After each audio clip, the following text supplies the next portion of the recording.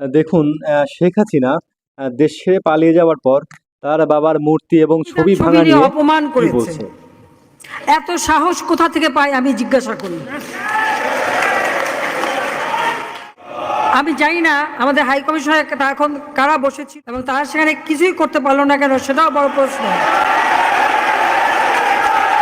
আর আমি আমার যারা বাঙালি, না আমার প্রবাসী বাঙালিদেরও আমি বলবো যে যারা এই ঘটনাগুলি ঘটিয়েছে তারা চলাফেরা করে না, তাদের দেখেন না।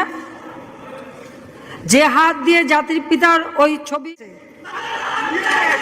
তাদের যা উপযুক্ত করা উচিত সেটা করতে হবে। কারণ জাতির পিতার নাম মুছে ফেলার চেষ্টা করা হয়েছিল, তো তারিখ যেহেতু দূরের কথা, ওর বাপ তো চেষ্টা করেছিল এই নাম মুছতে, ওর বাপও চেষ্টা করেছে, মাও চেষ্টা করেছে। তারা কি পেয়েছে নাম মুছতে? পারে নাই। ইতিহাস কখনো কেউ চাপা দিতে পারে না। আর জাতির পিতা তার ৭ই মার্চের ভাষণে বলে গেছে যে বাঙালিকে কেউ দাবায় রাখতে পারবে, দাবায় রাখতে।